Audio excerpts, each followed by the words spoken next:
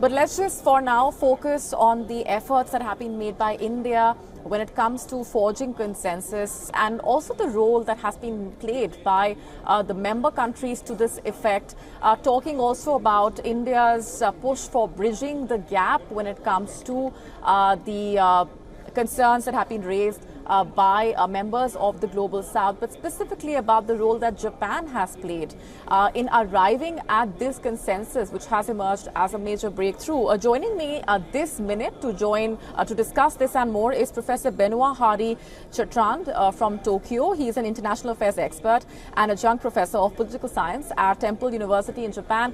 Thanks very much for being here on the broadcast. Tell us more about the way in which Japan has played a crucial role when it comes to forging consensus here and actually putting forth the concerns in a way that was required for this achievement, that the breakthrough, actually the message that was put out through the joint declaration, and Japan also ensuring that as the G7 leader, it also amplified those concerns.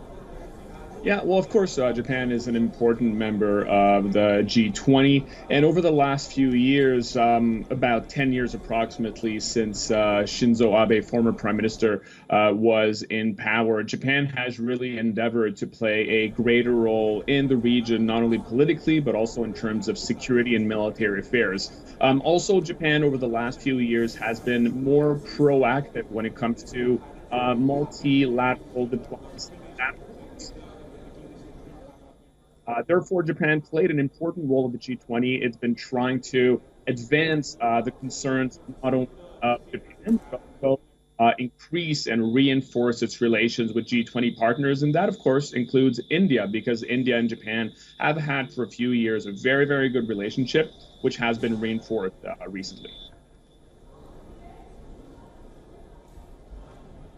Tell us more about what went on behind the scenes with Japan, bridging those differences and the way in which it has made sure that this gap with the West when it comes to Ukraine is also bridged, because that, remember, has been was a primary concern as far as the joint declaration being issued is concerned as well. Right. Well, of course, as far as we know, behind the scenes, Japan indeed played an important role in trying to bridge the gap between the different members. However, let's make no mistake here. Although Japan certainly is trying to play a kind of intermediate role, at the same time, Japan is very much aligned when it comes to its international objectives with its Western partners. And of course, I'm talking here about mostly the United States, first and foremost, but also its European partners. Japan has been very, very concerned with the Russian invasion of Ukraine. It has taken a very, very strong stance against Russia. And it was one of the partners that was trying to, hoping to have a stronger statement on Ukraine, on the war. But of course, as we know, the G20 leaders declaration did not include any mention of well, it did mention the war very briefly, but did not contain a condemnation of Russia. Behind the scenes, though, Japan did try to play a role in trying to bridge the gap, but it's not clear exactly to what extent it was successful in doing so.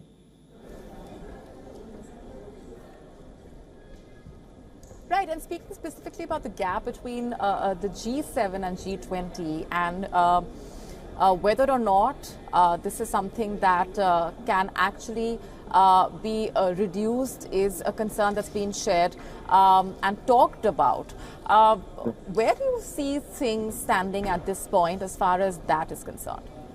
Yeah, no, that's a great question. The G7 and the G20 are two of the most important multilateral summits when it comes to dealing with, technically supposed to deal first and foremost with financial issues, but of course it's much wider than that.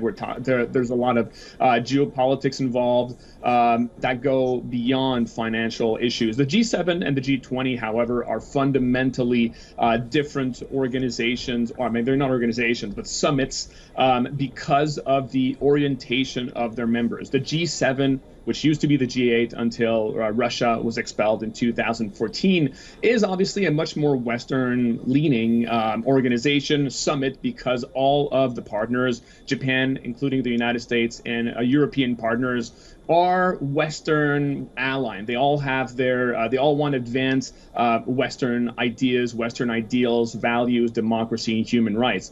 The G20, by virtue of including some members of the so-called Global South, obviously makes it a little bit harder to advance these ideas, because some members of the G20 do not share the same values as the members of the G7. Of course, here I'm talking about members of the Global South, like China, Brazil, even India, of course, Indonesia, Russia, Saudi Arabia. These countries are not keen to take the same positions of Western partners. In fact, over the last few years, with the help of China, there's been an effort to shore up these Global South members.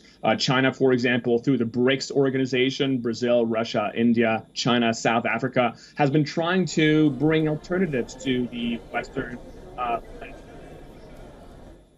Or yes, there are major differences between the G7 and the G20, which makes it obviously harder to bring consensus and to reach a consensus on the declaration and on the ideals that will be advanced through the G20 summit. Right. We're leaving it there for the moment. Of course, a lot more to discuss, but we're completely out of time at this point. Thanks very much for joining us on the broadcast and sharing all those perspectives. Of course. Thank you very much. WION now available in your country. Download the app now. Get all the updates on the move.